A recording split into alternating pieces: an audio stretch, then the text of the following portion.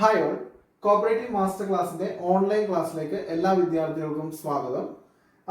Junior cooperative inspector, junior clerk, secretary, assistant secretary, chief accountant, Kerala ബാങ്കിന്റെ വിവിധ തസ്തികകളിലേക്ക് വേണ്ടിയിട്ടുള്ള online coaching നൽകുന്ന സ്ഥാപനമാണ് കോപ്പറേറ്റീവ് മാസ്റ്റർ ക്ലാസ്.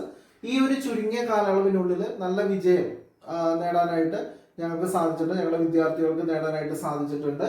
അപ്പോൾ നിങ്ങൾക്ക് ഈ കോച്ചിങ്ങുമായി ബന്ധപ്പെട്ട് ഇത് നന്നായി പഠിച്ച് റാങ്ക് ലിസ്റ്റ് വരാൻ താല്പര്യമുള്ള ഉദ്യോഗാർത്ഥികൾക്ക് താഴെ കാണുന്ന നമ്പറിൽ കോൺടാക്ട് ചെയ്യാവുന്നതാണ്. ഇന്ന് നമ്മൾ 2022-2023 കാലയളവിൽ ബാങ്കിങ്ങുമായി ബന്ധപ്പെട്ട് നമ്മൾ കാണാത്ത ഇത്തിരി ടഫായിട്ടുള്ള ക്വസ്റ്റ്യൻസ് പരീക്ഷയ്ക്ക് വന്നിട്ടുണ്ടായിരുന്നു. അപ്പൊ അതുമായി ബന്ധപ്പെട്ട് പ്രധാനമായിട്ടുള്ള ഒരു ക്വസ്റ്റ്യൻ ആണ് നമ്മൾ ഇന്ന് കവർ ചെയ്യാനായിട്ട് പോകുന്നത്. നമുക്ക് ക്വസ്റ്റ്യനിലേക്ക് പോകാം. അപ്പോൾ FATF-ന്റെ എക്സ്പാൻഡഡ് രൂപമാണ് അന്ന് പരീക്ഷയ്ക്ക് ചോദിച്ചത്. നിങ്ങൾക്ക് ഓർമ്മയുണ്ടാവും, പരീക്ഷ എഴുതിയ ആൾക്കാർക്ക് ഓർമ്മയുണ്ടാവും. അപ്പോൾ FATF എന്താണെന്നും അതിനെ പറ്റിയുള്ള ഒരു ചെറിയൊരു ക്ലാസ് ആണ് നമ്മൾ നോക്കുന്നത്. Okay, FATF the financial action task force എന്നുള്ളതാണ് FATF-ന്റെ ഫുൾ ഫോം.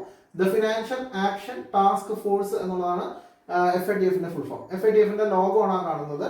FATF എന്തിനുള്ള ഇൻസ്ട്രുമെന്റ് ആണ്, അല്ലെങ്കിൽ എന്തിനുള്ള ഒരു സ്ഥാപനമാണ് എന്ന് വെച്ചിട്ടുണ്ടെങ്കിൽ അത് മണി ലോണ്ടറിങ്ങുമായി ബന്ധപ്പെട്ട സ്ഥാപനമാണ് FATF-നെ ഫ്രഞ്ച് നെയിമില് അതിനെ ഗ്രൂപ്പ് ഡി ആക്ഷൻ ഫിനാൻസിയർ എന്നാണ് അതിനെ വിളിച്ചത്. GAFI എന്നാണ് അതിന്റെ ഷോർട്ട് ഫോം.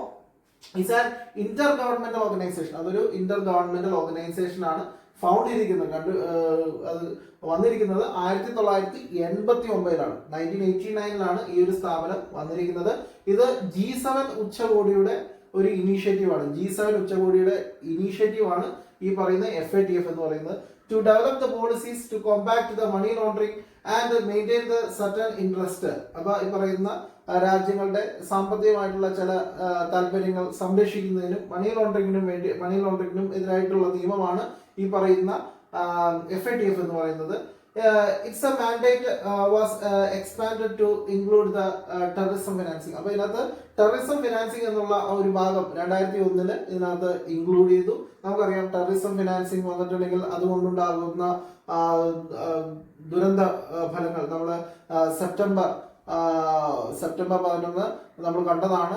അമേരിക്കയിലെ ഭീകരാക്രമണമൊക്കെ കണ്ടാണ്. അപ്പൊ അതുമായി ബന്ധപ്പെട്ടുള്ള കാര്യങ്ങളൊക്കെയാണ് ഈ 2001 ടെററിസം ഫിനാൻസിംഗിൽ ആഡ് ചെയ്തിട്ടുള്ളത് എന്നുള്ളത് മനസ്സിലാക്കാം. The objective of FATF are set standard and promote the effective implementation of legal, regulatory and operational measures for combating the money laundering, terrorism financing and other related threats to the integrity of the international financial system. അപ്പോൾ അന്താരാഷ്ട്ര ധനകാര്യ വ്യവസ്ഥ അതിനെ ഭീഷണിയിലാക്കുന്ന ഏതൊരു money laundering ആയിക്കോട്ടെ, അതുപോലെ terrorist financing ആയിക്കോട്ടെ, മറ്റു ത്രെഡ്സുകളായിക്കോട്ടെ, അപ്പൊ അതിനു വേണ്ടിയിട്ടുള്ള അങ്ങനെയുള്ള കാര്യങ്ങൾക്ക് വേണ്ടിയിട്ടുള്ള റെഗുലേറ്ററി അതിനെ നിയന്ത്രിക്കാനും അതിനെ ലീഗൽ പരമായിട്ട് തടയാനായിട്ടും വേണ്ടിയിട്ടുള്ള ഒരു സംരക്ഷണ കവചം, അല്ലെങ്കിൽ അതിനെ സെറ്റ് ചെയ്യാനായിട്ടുള്ള, അതിനെ തടയാനായിട്ടുള്ള ഒരു മാർഗം എന്നുള്ള രീതിയിലാണ് FATF വന്നിട്ടുള്ളത് എന്നുള്ളത് മനസ്സിലാക്കുക. At the time of formation, ഇതിന്റെ ഫോർമേഷന്റെ സമയത്ത് FATF-ൽ 16 അംഗങ്ങളാണ് ഉണ്ടായിരുന്നത്. നിലവിൽ 2023 ഇതിനകത്ത് 40 അംഗങ്ങളാണ് ഉള്ളത് എന്നുള്ളത് മനസ്സിലാക്കുക. ഈ FATF-മായി ബന്ധപ്പെട്ടുള്ള ക്വസ്റ്റ്യൻസ് ഒക്കെ. Expand FATF financial action task force.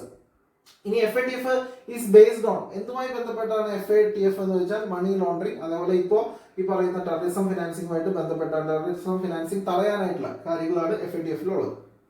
ഇനി FATF ലോഞ്ച് ചെയ്തത് ഏത് വർഷമാണ്? 1989-ലാണ് FATF ലോഞ്ച് ചെയ്തിട്ടുള്ളത്.